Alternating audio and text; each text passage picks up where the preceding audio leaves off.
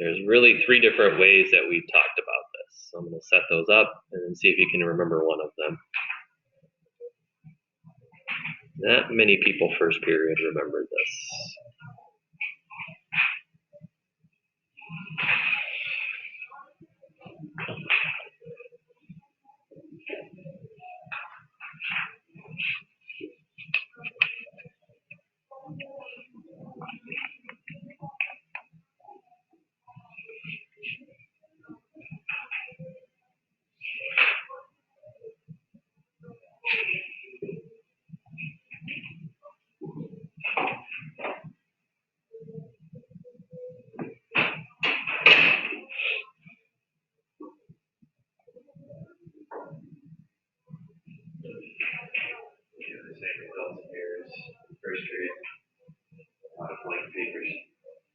Yeah, similar situation. All right, anybody here have something to work with?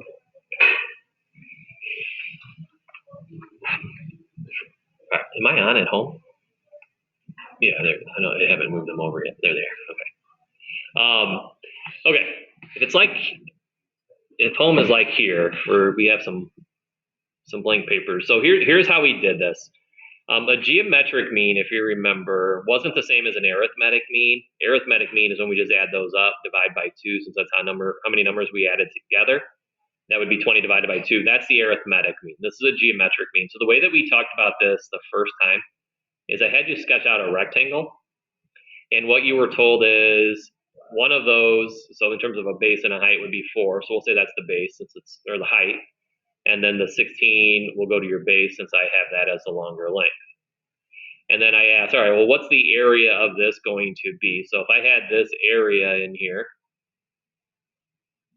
that area would be 64, because the length times the width of a rectangle is 64. All right. What we then talked about then, the arithmetic mean, is asking you if 64 is our product, and I wanted this to be a square, so both the base and the height have to be the same in a square, but have the same exact area, so 64. So we want to have the same area. What number then multiplied by itself, since it has to be a square, and a square each side has to be the same. So what would each side have to be so that they are the same value, but multiply to give us the same exact area that we got previously? And if we think of it that way, hopefully we all know this, it has to be what?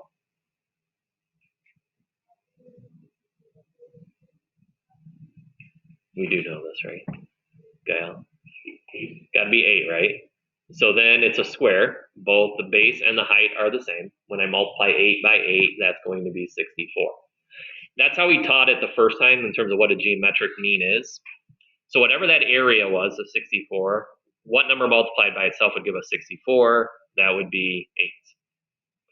The other way we did this is with a proportion, and we have been doing a lot of proportions recently. So we set up a fraction, and we said the first term listed is an extreme, and then the last term here we call an extreme. And if you think about what mean means, it's the ones in the middle. So you may not remember that, you might, but we also talked about it like that. And then since we want the mean between these two, then that's where we put those two numbers. So we could set up a proportion, and in that proportion, the two middle numbers are the numbers that I gave you, 4 and 16.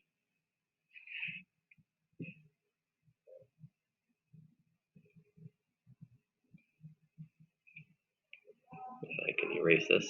And then what the other ones are going to be are your variables, and we want them, just like with this rectangle, we want them to be the same. So we can make both of them x's, you can make both of them a's. Those are generally the ones that we're going to use. And then you solve that normally. So these are going to crisscross x squared, and then 16 times 4 is 64, and then x would equal, remember how we get rid of a square? We do square root. When we did square roots, we've always talked about we get a positive and a negative 8 that we could square to get a 64. But since we're looking for the geometric mean between these two guys, that's the only reason I'm going to get rid of that negative sign, is because it has to fall between the 4 and the 16. So our final answer then is an 8.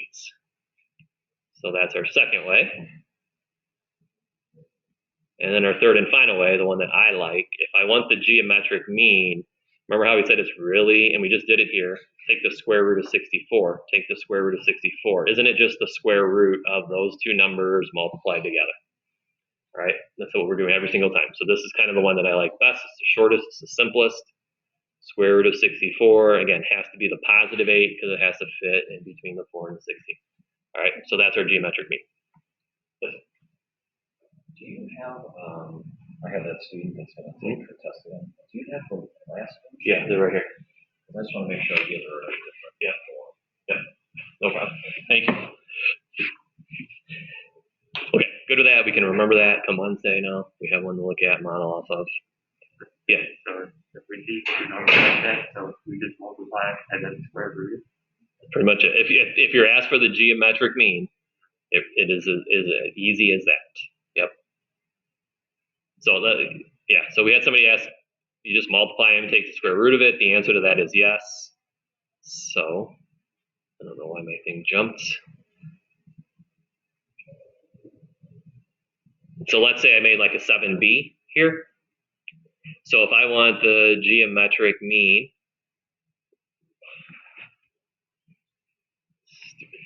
I don't know if I'm hitting in or what. Between those, let's use, Jake, give me a number between 1 and 10. Don't give me 1 though. 3. All right. So for 7b, same exact thing. Let's say I want the geometric mean. He said 3. And then Ellie, give me a number between 10 and 20. Say 12. Good, Ellie. All right. So let's say we use 3 and 12, and I want the geometric mean there. See if you can do that one with either one of these 3 options.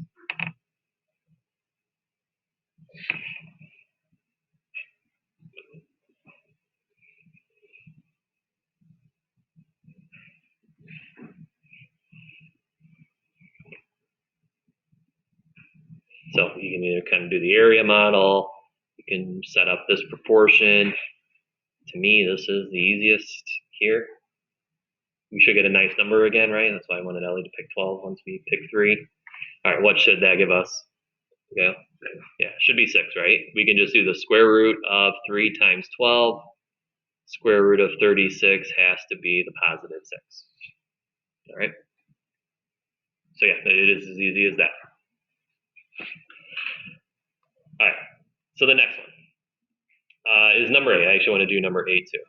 Both of these I think we probably have some issues with or some questions on. It says if 2x is equal to 9y, find the ratio of x to y. So how does x compare to y? All right, so it's kind of like, we'll say Mr. Kubitz is 25 years old. Okay. So if Mr. Kubitz is 25, and we'll say some of you are 15, because that's a nice 10-year gap here. If I say, what is Mr. Kubitz compared to you guys, he's 10 years older. But if we rearrange these and you're 15 and he is the 25, so y to x, then we would say that you are 10 years younger than him. So is it he's 10 years older or you're 10 years younger? So it just depends on the order in which these are written. So we want to go x to y. So if we look at this little ratio over here, this equation, 2x is equal to a 9y, what that simply means is if I solve this for x, since I want x compared to y, so divide by 2, and then let's write this as a decimal so it makes a little sense. What this is saying is, if I ever want to figure out what x is, it's always 4.5 times y. So what's the ratio of x to y? X is always 4.5 times y. So if you had $50 and you want to know how much the other person has, it's 4.5 times 50. That's how much the other one would have. Right? If we wanted y to x, it's going to look a little different, but you would have just solved this equation for y. And then we know y is always this of x. Okay? And then that's pretty much it. Okay, these guys. A little tricky. And I kind of told first period, and when I made this key up earlier today, these made me think a little bit. The first one should be somewhat nice. So let's start with a nice one. It says, we're going to set these up and you're going to fill in the blank that's missing to make sure that we end up with the proportion. So it says E to F is here. And we're going to compare that to EFG. And then FG is here. All right, so I'm just going to color coordinate those so that it's easier to kind of follow. Then the next one has to be yellow, and that's BA. So notice where BA is. And when they're highlighted like this, I hope it's pretty simple. What does that bottom second denominator have to be? Because this would have to be compared to that corresponding purple region.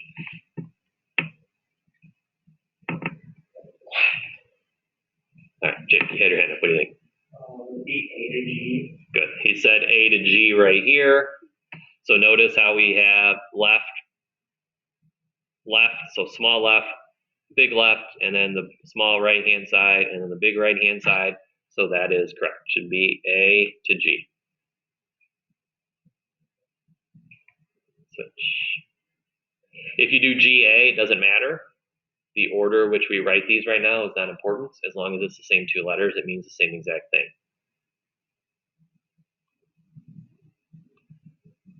All right. Oh, maybe it does. No, I think not. All right. Go to the number 10. Go to number 10.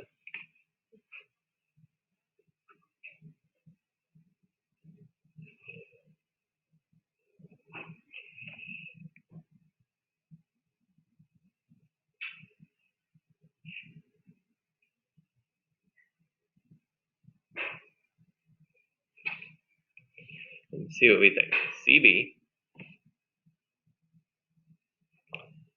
compared to BA. And then notice how BA is on the bottom, and I have that in yellow. So the EF, I'm going to keep yellow. And again, when it's highlighted like this, hopefully we can kind of see what the second one has to be. All right, Kyle, what do you think? D, What is it? D, E. Good. So he said D to E, so that would have to be, come on you. DE is right here. Those have to be the same. All right. Not so hard right now, right? But I did tell you that these made me think a little bit. So try number 11 now. This one should make you think a little.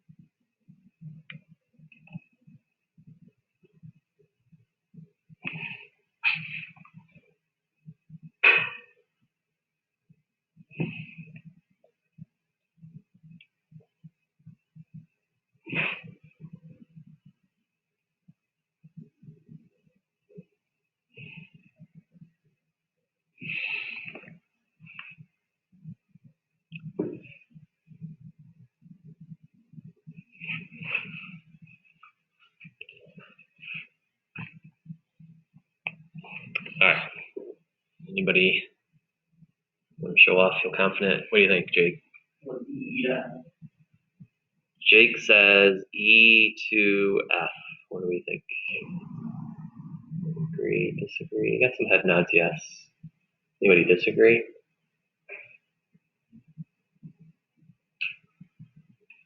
I disagree. Anybody get something different? We all got E to F. All right, let me shade in here, Jake. Let's see if we can see what happens. So I have EB, EF, and then FG is up here. So think about triangles. Don't we have a small purple triangle above? And we took, and that's the FG part. So understand what these are. Isn't this the base of the big yellow triangle? This is the base of the smaller purple triangle. Then we did the left-hand side of the purple triangle. So doesn't this here have to be the left side of the triangle that would have been formed if I drew in the rest of that one where I have the yellow base? All right, Jake is going to retry. What do you now think, Jake? Good. That should be E to G. So look at the two triangles. Here's the small triangle here, the purple one, and we're comparing it to the bigger yellow one. So that would go here, all the way up, all the way down. Those are our similar triangles right there. And the big left-hand side would have gone from G all the way down to E. All right. I wasn't kidding when I said I had to think about these myself earlier today. These are tricky. They're like little brain teasers. All right, we good with that? Makes sense? All right, try 12.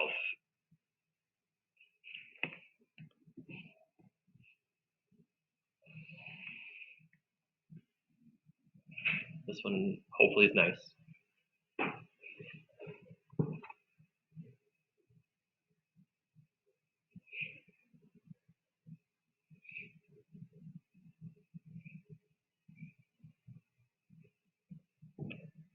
If you need help, I'll shade them in now. That should help.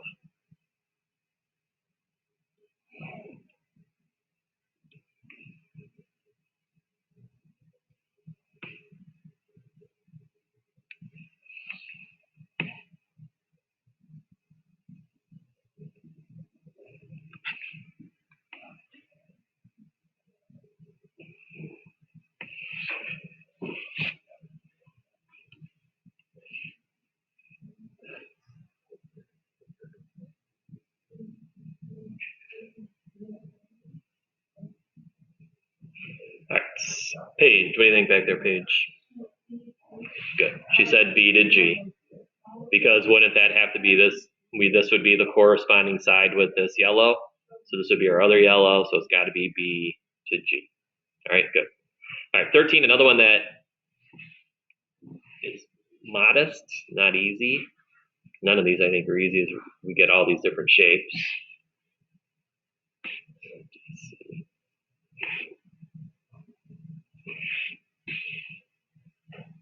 Actually, I think this one's tricky. But let's see if we kind of learn from a previous one.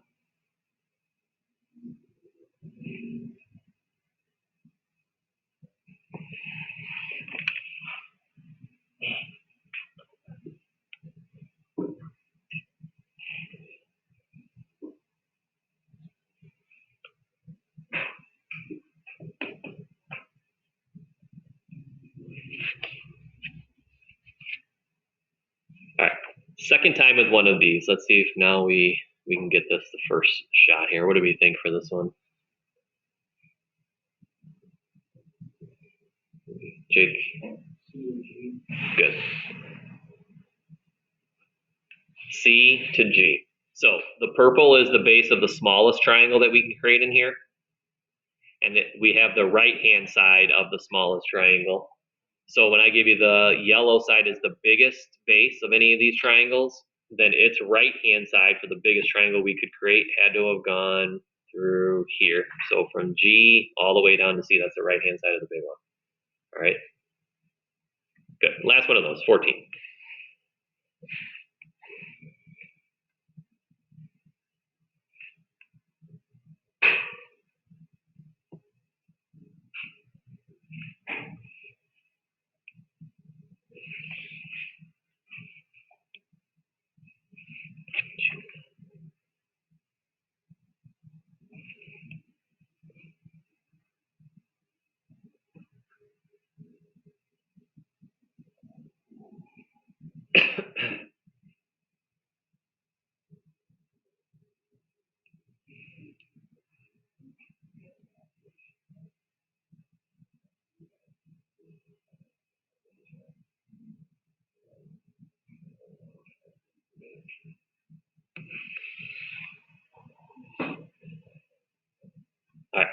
hopefully this one now. Another one that I think is kind of tricky. You gotta really think here. Notice what the first fraction was. I kind of rearranged how I shaded. I did these both in yellow because we're dealing with this small yellow triangle up here. We did the left-hand side compared to the base. That's what we just did here, both in the yellow triangle, left-hand side to the base.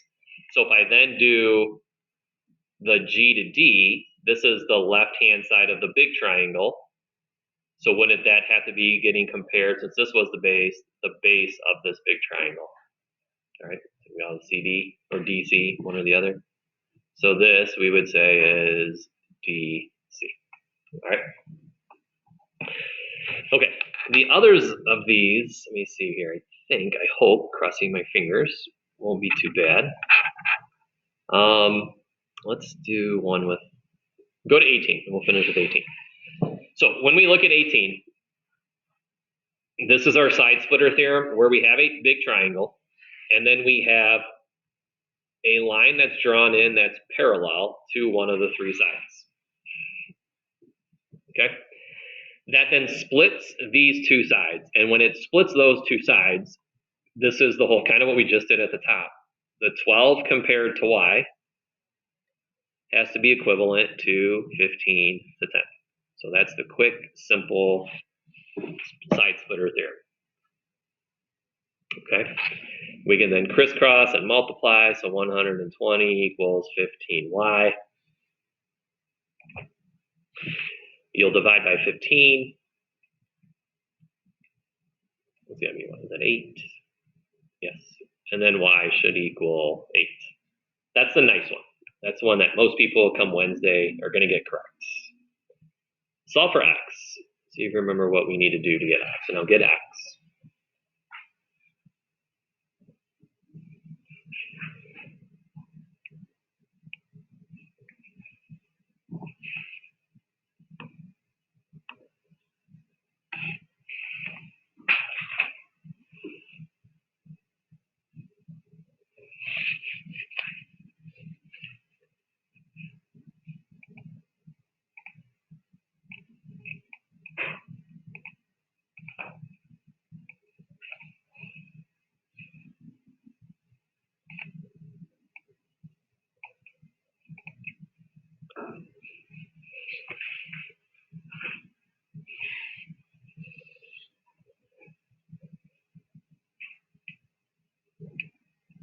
All right, anybody got one? Because again, there's a lot of different ways we can do this. I'd prefer people give me one. And then if yours doesn't look just like it, you could still very much get the answer. All right, what do you got, Jake? How'd you set it up? For y. I'm sorry, for x. 14 over x. Okay, so Jake did 14 over x. So notice how we have two triangles in here. Here's the small one. And then we obviously have the big overall triangle. So what he did is he took the base of the small one and he compared it to the base of the big one. So he's got the big on top, the small one on the bottom. All right, other side, what are you gonna do? 25 over 15. Good. And then he did, no, I lied. Catch me when I lie. We don't have the big over the small, right? So give me a minute here. Isn't 14 the small one? And the x is the big one. All right, so now let's look over here. Say that one more time. 25 over 15. All right, so then if I do 25 over 15, is 25 the big side or the small side? That's the big side. 15 over 25. Good. So we would have to do, he did the right-hand sides. So if we look at the right-hand side of these, here's the right-hand side of the small one. So we put that on top because that's where our smalls go. And then the full side here is the sum of 15 and 10. That's the right-hand side for the big triangle of 15. So remember, you got to add those together, all right, in order to get that. And then from there, we're probably good. I don't necessarily think we need to go through that. You can crisscross solve. If you have a calculator, I know we can all do that. All right, so last thing before you go real quick. So I've got this pulled up. Here's where you can find the key. If I remember, I'll put it on the canvas as well. But if you were to just go to your message center, click on it, it has all the answers for you. So there's really no reason to not at least know what these answers are, to at least try them. And then hopefully you can kind of work backwards and be able to get through it. I think most of the problems that remain, you're going to do pretty well with. I think we don't need to spend a ton of time on them. But that's what you can work on tomorrow if you want something to do, if you want to get a little bit of extra credit. This won't be homework. It's really kind of for your own good, both extra credit wise and so you know what you're doing on your quiz. Just know Wednesday when we come in, you have a quiz. All right. And it will be on this material. So with that, if you're at home, you guys are free to go. And we'll see you Wednesday. Enjoy your day off tomorrow. What's it? Tomorrow, we don't show up. You don't show up. Your teachers are supposed to give you something to kind of do. So that's me giving you something to kind of do. But the juniors are taking the SAT tomorrow. So we'll be here. That's why the teachers can't meet with you guys.